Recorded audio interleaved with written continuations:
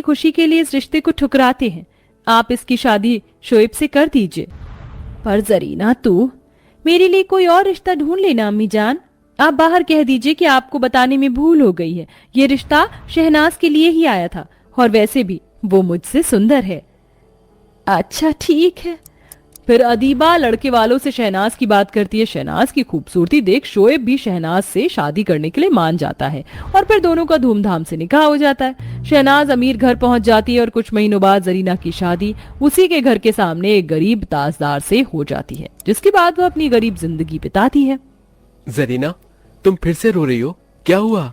बस उसकी कुछ तैयारी हुई, बकरा भी लाना है और भी पकवान बनाने हैं। हमारा बेटा अतरंगी चीज खाने की जिद कर रहा है, उसको नए कपड़े भी नहीं दिलाए। आज भी मेरी दुकान में कोई कमाई नहीं हुई है जरीना, मुश्किल से 100-200 रुपए लाया हूँ। बकरा तो बहुत महंगा आएगा और इन पैसों में हमारा कुछ भी नहीं हो सकता। ना हमारे बेटे के कपड़े आ सकते हैं और ना ही कुछ और। तो मैं सेवैयां ही बना लूंगा। जी।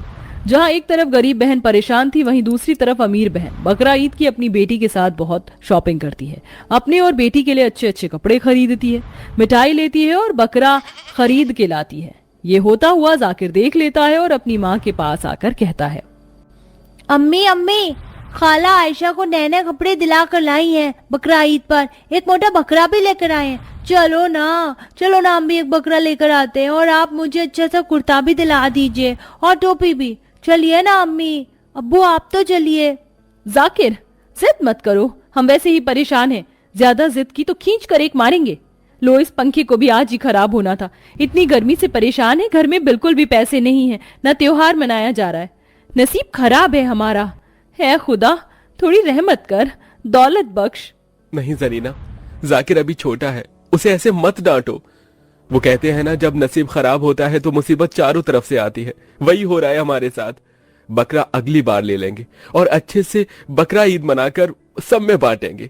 इन पैसों से इसे कुर्ता दिला दो बस। फिर जरीना बेटे की जिद से उसे बाजार से कुर्ता दिलाती है, जो कि बहुत महंगा था। फिर एक फटा हुआ नए कुर्ते को कम रेट में लेकर उसे घर पर सिल लेती है और अगले दिन बकरा ईद पर अपने बेटे को पहना देती है। साथ में दूध की सेवई बना देती है। वहीं दूसरी तरफ अमीर बहन का परिवार अच्छे से अपने घर पर लाइट लगाकर, अच्छे नए कपड़े पहनकर बकरे की कुर्बानी देते हैं और उसका अच्छा सा पकवान बनाकर सबको बांटते हैं। तभी जरीना मीठी सेवई लेकर अपनी अमीर बहन को देने जाती है तो शहनाज इतराती है, आपा आज के दिन तो कम से कम ये गरीब वाली चीज ना बनाती। आज मीठी सेवई नहीं, बकरा ईद है। खैर, मैं भी आपसे क्या बात कर रही हूँ। त्योहार मनाने के लिए भी आपको 20-30 हजार रुपए चाहिए, जो कि आपके पास है ही नहीं। और हाँ, मैं ये बेकार सी चीज बिल्कुल नहीं खाने वाली। इतना कहकर शहनाज उसे गिरा देती है। शहनाज, ये तुमने क्या किया? आज खुशी के मौके पर तुम मेरे से 2 मीठे बोल ही बोल लेती, पर आज भी तुम अपना घमंड दिखाने में नहीं चूकी। मेरी छोटी बहन आज के दिन मेरे साथ ऐसा करेगी मालूम ना था। जिस घमंड से तुम इतरा रही हो, भूलो मत। इस रिश्ते के लिए मैं मना नहीं करती तो आज तुम इतना खुश ना होती। अपनी किस्मत को तुम्हें सौंपा था और तुमने मुझे ही हमेशा जलील किया है। खाला, ये आपने क्या किया? हमारे घर पर खाने के लिए कुछ नहीं था, फिर भी अम्मी ने मुझे नहीं दिया और आपको बांटते ले आई। हमारे घर पर पैसे भी नहीं है, अब मैं क्या खाऊंगा? मुझे तो भूख लग रही थी। अम्मी अब्बू ने अभी कुछ नहीं खाया। क्या आपा, ये मैंने क्या कर दिया? मुझे माफ कर दीजिए आपा। आप सही कह रही है, मुझे अमीर होने का ज्यादा ही घमंड हो गया था। अपना अच्छा नसीब आपने मुझे सौंपा था, इसलिए आज मैं शोएब के साथ यहाँ हूँ। आप मुझसे इतना प्यार करती हैं, इसलिए आपने मेरे लिए बचपन से खिलौने, अपना रिश्ता, अपनी कितनी सारी चीज मुझ पर कुर्बान कर दी और मैंने हमेशा आपको नीचा दिखाया।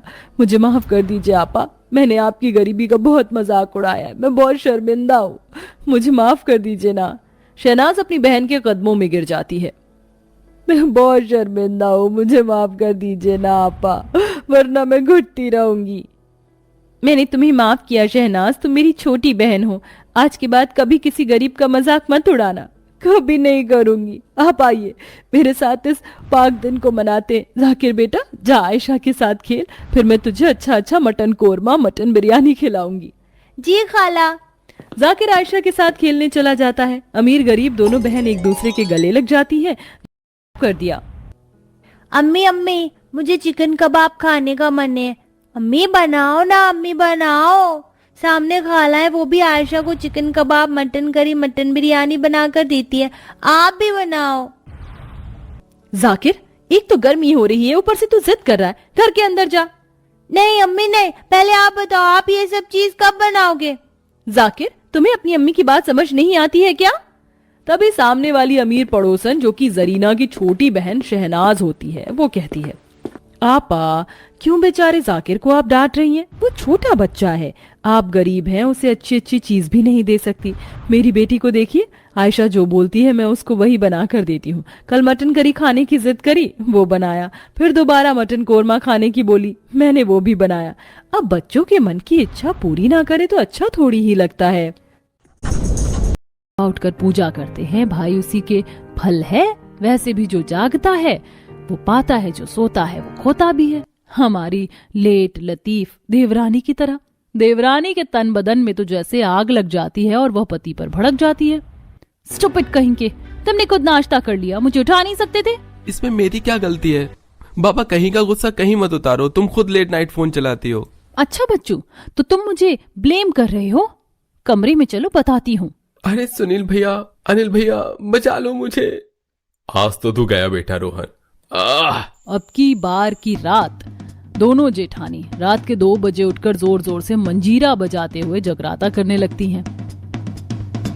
जयकारा पहाड़ा वाली दा, बोल साचे दरबार की जय। 1 2 3 4 मैया तेरी जय जयकार। 1 2 3 4 मैया तेरी जय जयकार। जेठानियों का हल्ला मचाना सुनकर सास ससुर जाग जाते हैं। अरे शोभा जी, जरा जाकर देखना ये कौन ठंड में इतनी रात को जगराता कर रहा है। सोना दुश्वार कर रखा है। देखती हूँ जी, पता नहीं इतनी रात को कौन जगराता कर रहा है। शोभा देखती है कि ये उसी की दोनों बहुएं हैं। यशिका बहू, मधुरी माँ बहू, अरे ये तुम दोनों जेठानियों को कौन सी काली माता चढ़ गई है जो आधी रात को जगराता कर रही हो? सो जाओ जाकर। माँ जी, रात कहाँ है, सुबह हो गई है, आप भी मंजीरा बजाओ, बैठो। अरे चुपचाप से कमरे में जाती हो कि नहीं? दोनों चिरांद कहीं की, मोहल्ले वाले सो रहे हैं, सो लेने दो सबको। सास के क्लास लगाने पर जेठानी किचन में चली जाती है। ये क्या मधुरिमा, हमारी चाल तो उल्टी पड़ गई। हम तो सासू माँ की नंबर 1 बहू बनना चाहती थी, मगर बातें सुन ली। खैर कोई नहीं।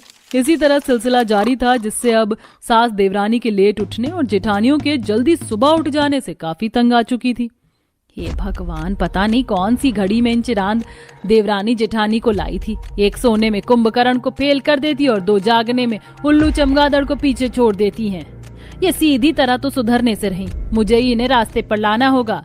अगले दिन सास देवरानी जेठानी के हिस्से में काम बांट देती है। डिम्पल बहू, कल से सुबह का नाश्ता तुम्हें बनाना है। अब से तुम्हारी जेठानी केवल रात का डिनर बनाएंगी और तुम दोनों कान खोल कर सुन लो बहुओं, रात का डिनर कोई भी 10 बजे से पहले नहीं करेगा। ये सुनकर जेठानियों की शक्ल गुस्से में गोभी के फूल जैसी बन जाती है। जल्दी जागने के लिए डिम्पल बहुत सारे अलार्म लगा लेती है और झपकी ले लेके नाश्ता बनाती है। कितनी जोर से नींद आ रही है, ऊपर से इस ठंड के मौसम में मुझे जल्दी उठा दिया। ये दुख काय खत्म नहीं होता है। एक तो ये ठंड के मौसम में जल्दी सुबह सुबह मुझसे उठा नहीं जाता। अरे डिम्पल, नाश्ता बन गया हो तो ले आओ, 7 बज गए।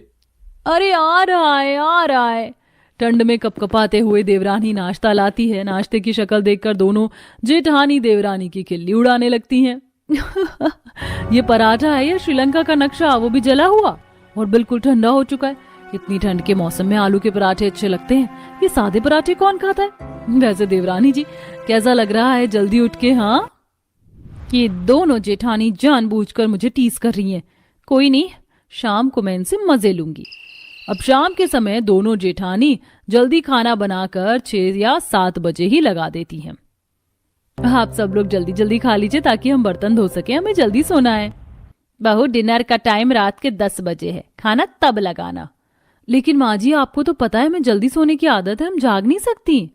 तुम लेट तक जाग नहीं सकती इसलिए दूसरों की नींद खराब करती थी, अब तुम भी भुगतो। इस तरह सास की तरकीब से दोनों देवरानी जेठानी को नानी याद आ जाती है और तीनों झगड़ पड़ती हैं। इस सारे फसाद की जड़ लेट उठने वाली देवरानी है। अच्छा खासा हम जल्दी उठकर नाश्ता बनाते थे, कम से कम रात को जल्दी सोने को मिलता था। हाँ, उल्टा चोर कोतवाल को डांटे। मैंने थोड़ी ना कहा था इतनी ठंड में जल्दी उठने को। और उठो तुम दोनों जेठानी जल्दी सुबह। हल्ला सुनकर सास आकर गुस्से से बोलती है, क्या चल रहा है तुम दोनों देवरानी जेठानी के बीच? क्यों मेरे घर में अशांति फैला रखी है? कान खोलकर सुन लो, अब यही रूटीन इस घर में चलेगा। रहना है तो रहो, वरना अपना बोरिया बिस्तर बांधकर मायके रवाना हो जाओ। मैं अपना घर तुमसे बेहतर संभाल लूंगी। देवरानी जेठानी एक दूसरे की शक्ल देखकर 1-2 मिनट सोचकर बोलती हैं, नहीं माँ जी, हमें मंजूर है, हम यहीं रहेंगे। क्या बात है, बड़ी जल्दी अकल आ गई। चलो अच्छा है। तीनों देवरानी जेठानी धीरे धीरे